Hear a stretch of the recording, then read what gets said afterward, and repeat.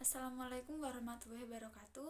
Nama saya Erika Diana Putri Aramsari, NIM E2019-1045. Baik, di sini saya akan mengerjakan tugas UAS dari Bapak Abdul Wadud Nafis LCMEI, mata kuliah Ekonomi Makro Islam. Tugasnya yaitu mereview 5 materi. Materi yang pertama yaitu konsep dasar ekonomi. Definisi ilmu ekonomi adalah ilmu yang membahas dan pelajari tentang tingkah laku manusia dalam memenuhi kebutuhannya. Definisi ekonomi Islam. Ekonomi Islam yaitu cabang ilmu yang pelajari dan bahas tentang perilaku manusia dalam memenuhi kebutuhannya melalui akidah Islam. Sumber-sumber syariat hukum ekonomi Islam yaitu Al-Quran, Al-Ijma', Qiyas, dan As-Sunnah. Dasar-dasar ekonomi Islam. Dasar-dasar ekonomi Islam meliputi tauhid, siddiq dan amanah, mengakui hak milik sendiri dan orang lain, al-adalah, tawazun, dan at-ta'awun. Dan materi yang kedua yaitu uang dan fungsinya. Definisi uang adalah benda yang diterima masyarakat sebagai alat tukar dalam melakukan kegiatan ekonomi. Jenis-jenis uang menurut bahan pembuatannya ada dua, yaitu uang logam dan uang kertas.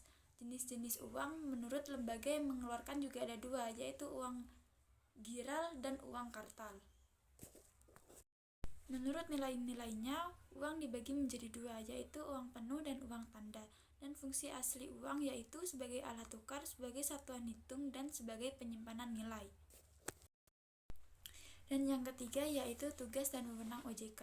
OJK adalah sebuah lembaga yang memiliki fungsi dan tugas dalam pengawasan terhadap industri jasa keuangan yang terintegritas. Asas-asas OJK ini meliputi asas independensi, asas kepastian hukum, asas kepentingan umum, asas keterbukaan, asas profesionalisme, asas integrasi, dan asas akuntabilitas. Tugas-tugas OJK.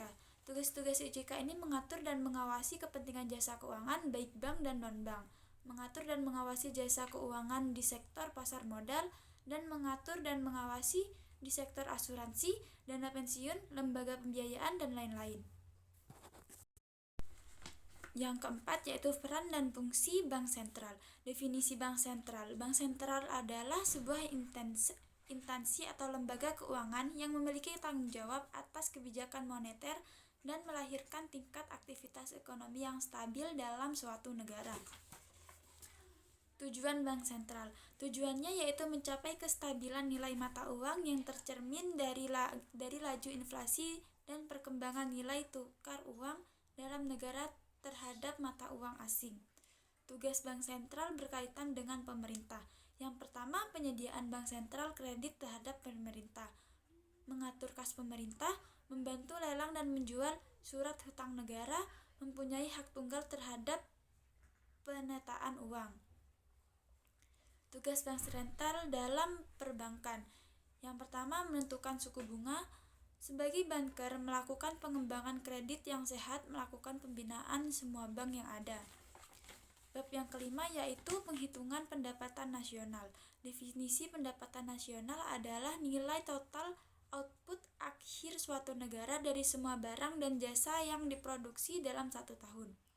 Konsep pendapatan nasional yaitu produk domestik bruto, produk nasional bruto, produk nasional neto, pendapatan nasional neto, pendapatan perseorangan, dan pendapatan yang dibelanjakan. Manfaat penghitungan pendapatan nasional yaitu mengetahui tingkat kemakmuran suatu negara, mengevaluasi kinerja perekonomian di skala tertentu sebagai indikator perbandingan kinerja antar negara, dan sebagainya. Sekian dari saya. Wassalamualaikum warahmatullahi wabarakatuh.